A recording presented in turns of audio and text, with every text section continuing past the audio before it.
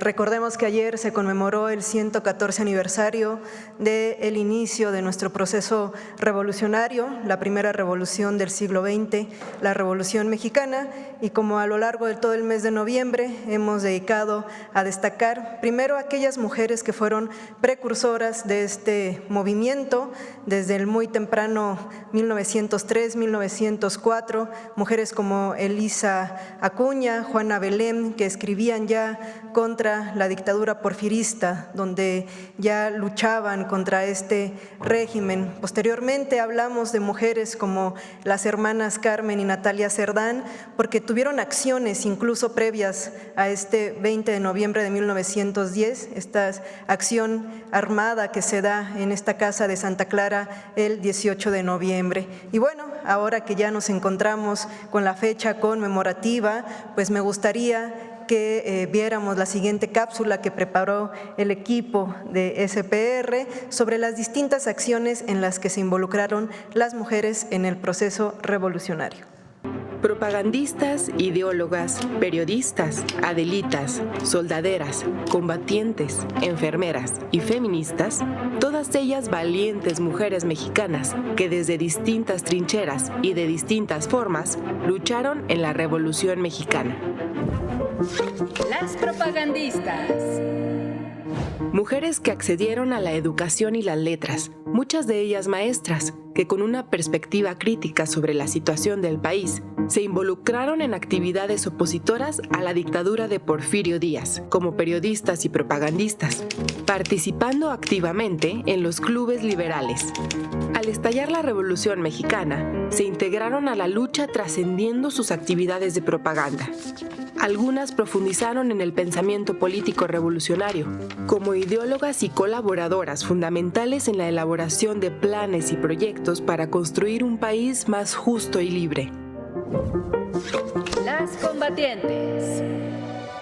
Mujeres de armas tomar, que optaron por empuñar el fusil en los campos de batalla, que enfrentaron dos luchas, una contra la dictadura porfirista y la otra para disputarle a los hombres su derecho a combatir. Obligadas en muchos casos a adoptar actitudes y vestimentas masculinas, desafiaron las normas de género de la época y llegaron, en algunos casos, a dirigir batallones de soldados.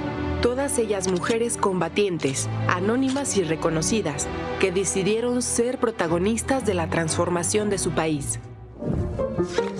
Las soldaderas.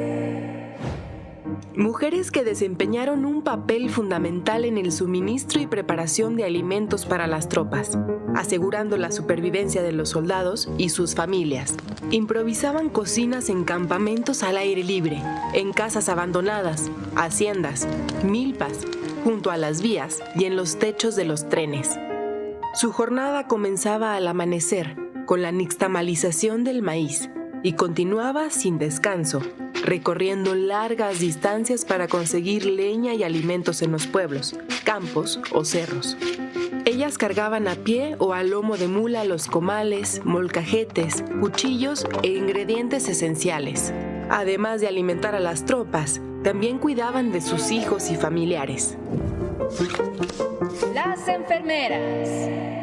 Mujeres con estudios en enfermería, pero también mujeres que se formaron en el campo de batalla y que decidieron arriesgar sus vidas para intentar salvar otras, uniéndose a las diferentes brigadas sanitarias o fundando sus propias organizaciones de atención humanitaria.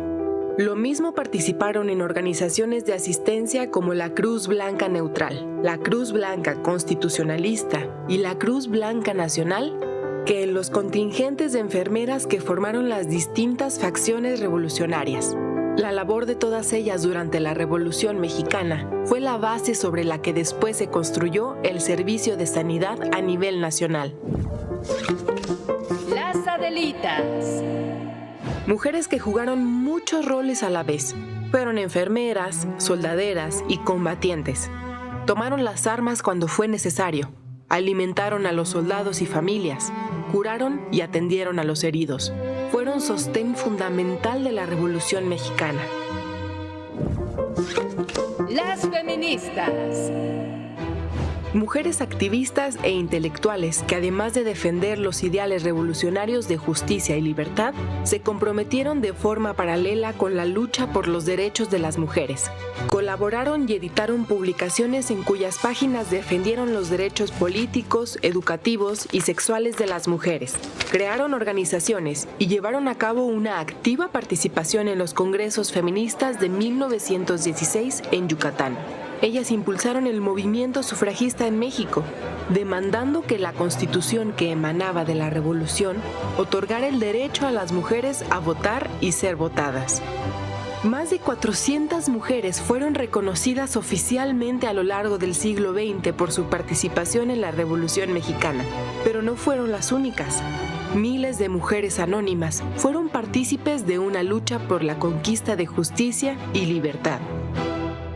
Me gustaría mucho destacar, por ejemplo, en el caso de las propagandistas, a las maestras Guadalupe y Rosa Narváez de Puebla, que utilizaban los espacios escolares para el trabajo antirreeleccionista. Paulina Maraver, también una profesora de Puebla, que fue correo para Emiliano Zapata de todo lo que acontecía en el estado de Veracruz, y era a través de Puebla que llegaba la información hacia Morelos. Las enfermeras también, sin duda, un papel fundamental, porque en ese momento la Cruz Roja solamente atendía a los heridos por parte del ejército porfirista, y una enfermera muy importante en la frontera va a ser Elena Arismendi, que va a crear la Cruz Blanca Neutral. El lema era por la humanidad, así es que estas mujeres no se fijaban de a qué bando pertenecían, la finalidad era dar la atención humanitaria. Y bueno, sin duda también las soldaderas, aquellas que estuvieron en los campos de batalla,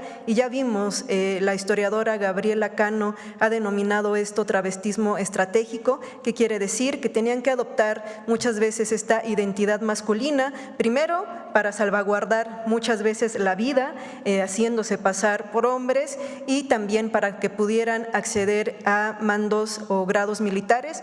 El ejército de Emiliano Zapata es el que reconoce a más mujeres otorgándoles el grado de coronela, y una de ellas va a ser Rosa Bobadilla, que en lo particular es una mujer que admiro mucho. Ella fue coronela. Genovevo de la O le reconoce 168 acciones de guerra, fue parte del ejército zapatista en la zona del Estado de México, y bueno, llegó a comandar hasta más de 1,500 hombres. Cuando a ella le preguntan a las entrevistas que se hacen al equipo que estaba cercano a ella, el por qué se había incorporado, si ella era una mediana propietaria, la contestación que ella daba era que efectivamente otras mujeres no tenían tierra. Entonces, por eso ella se incorporaba.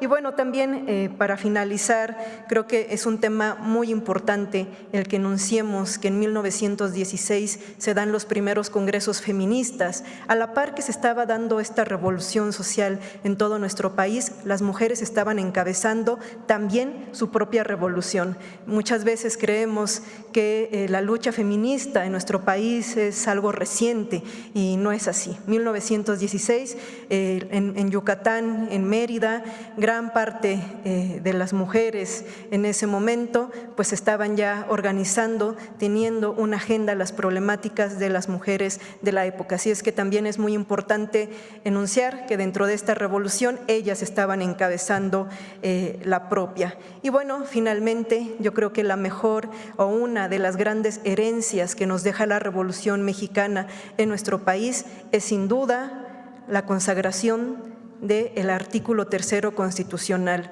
porque como lo ha enfatizado la presidenta en distintas ocasiones, la educación es un derecho y no un privilegio, y este artículo, este derecho a la educación es una de las herencias que nos dejó nuestra Revolución Mexicana.